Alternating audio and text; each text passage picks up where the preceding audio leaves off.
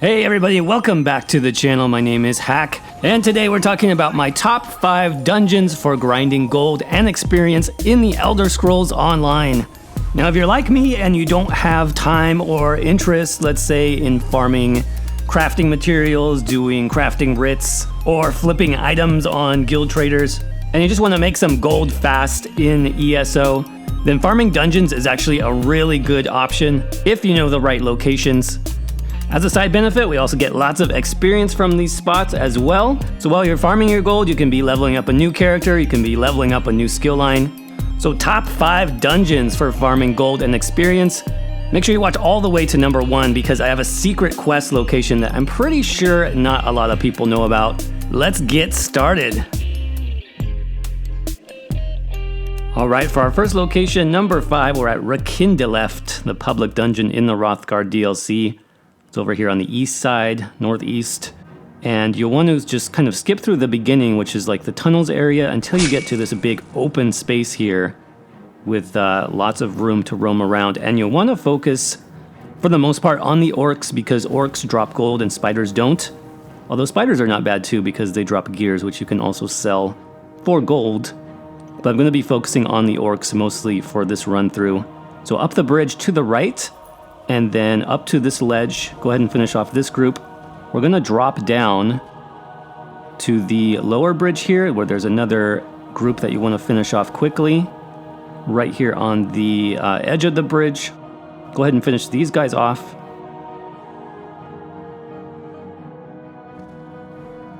Loot that group, and then we're gonna drop down to the ground level, and there's about 3 more groups of orcs that you just wanna all pull together here in the middle and finish these off.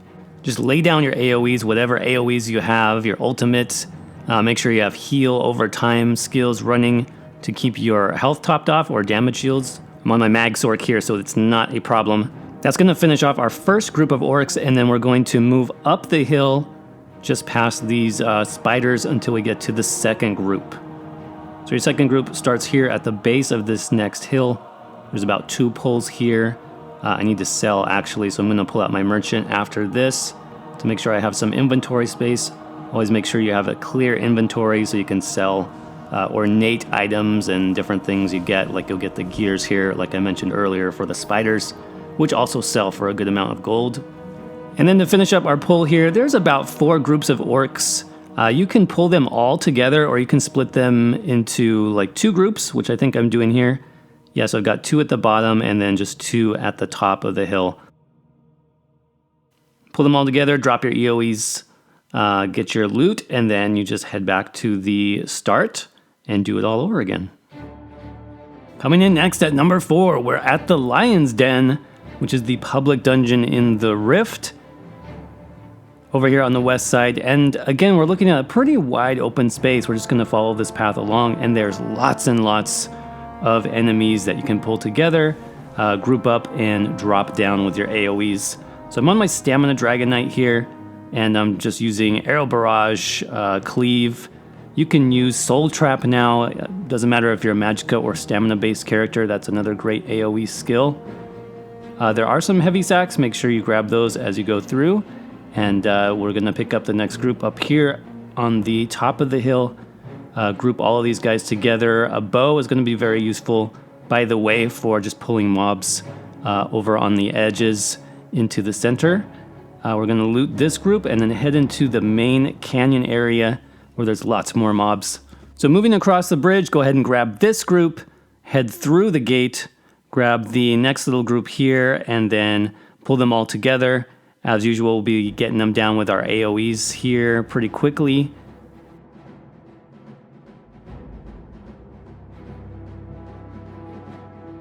Then what I like to do is go up to the right side here of the hill where these tents are. There should be 3 or so groups up here. You can again bring them all together in the center, group them all up, and then knock them down with your AoEs. That's a really good pull right there. So we'll finish that one up and then head down the hill, and there should be about 3 more groups, I want to say, down here. There are a few stragglers that are just kind of wandering around, so you can pick those up with a bow or any kind of ranged weapon just to bring them in.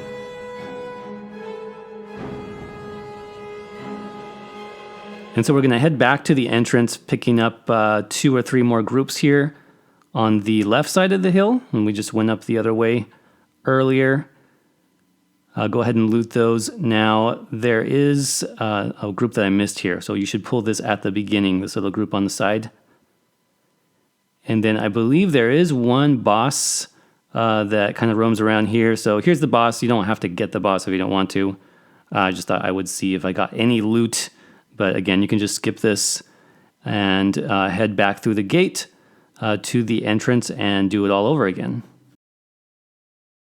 All right, coming in for our number 3 dungeon, we've got Obsidian Scar, which is the public dungeon in Rivenspire, over here in the middle of the zone.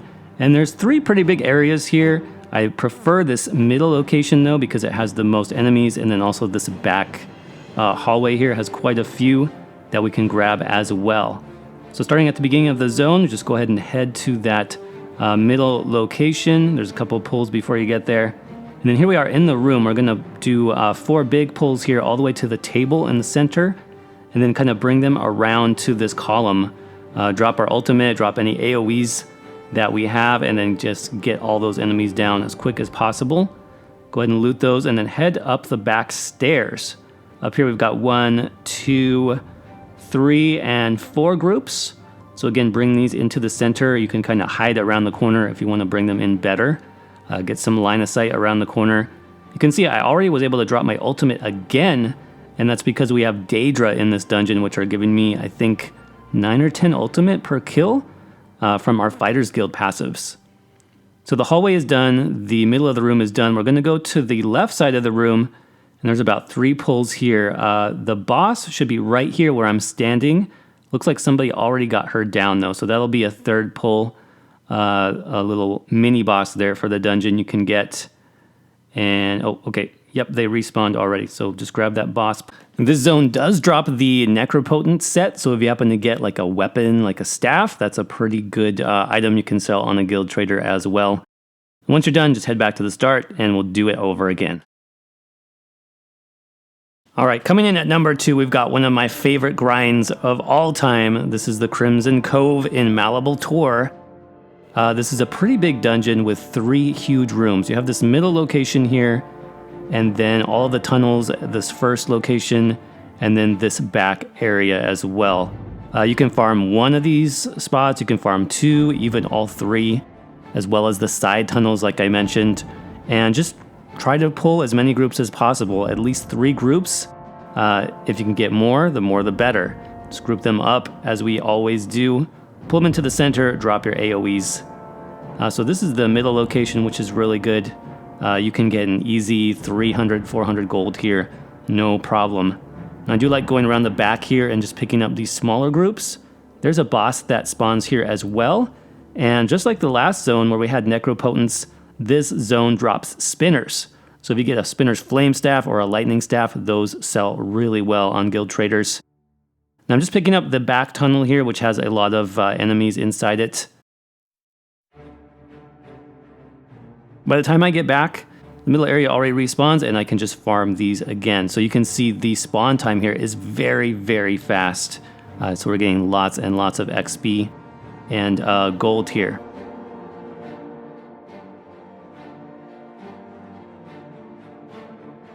Now keep an eye out, there are several chests that spawn here as well, and like we said, you can get some pretty good loot here if you happen to get spinners that can sell for a good amount.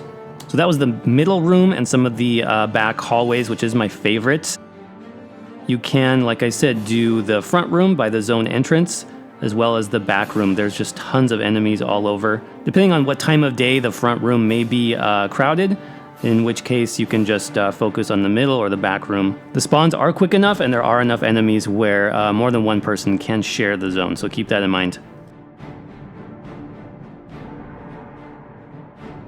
All right, coming in for our number 1 grind spot, we've got the Vile Manse public dungeon. This is in the Reaper's March zone over on the north side. Now, a lot of you may know about this dungeon already, and it's okay as far as, you know, the top levels. There are a lot of mobs, but they're just kind of spread out, and there's not many big rooms. So I'm going to show you actually a secret quest area that opens up underneath the zone, which I think is a lot better for grinding.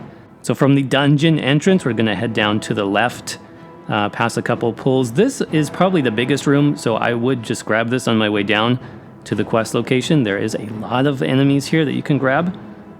So I'll go ahead and use my ultimate there, kill those off, and then continue down the hallway here on the left side. Couple more pulls here. I can go ahead and finish those off. Again, the loot is good, but just not a lot of enemies.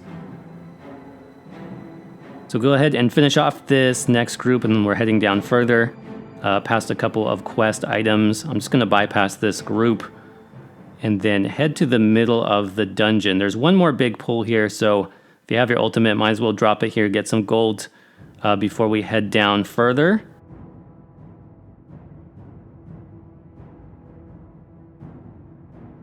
And then here's what I'm looking for. So in the middle of the dungeon, there's a bridge. Let me show you on the map here. You're going to actually drop down from the middle into this hole in the ground, all the way down into this location. So there is a really cool quest here, which I definitely recommend checking out. I'm not going to spoil it for you. I have covered it on my channel in the past. But we're just going to focus on this loop here in the center with 2 huge rooms and then some hallways and just lots and lots of enemies here. So going down into the tunnels, there'll be a couple of pulls just to get here, just to get started on our loop. So you can go ahead and do those.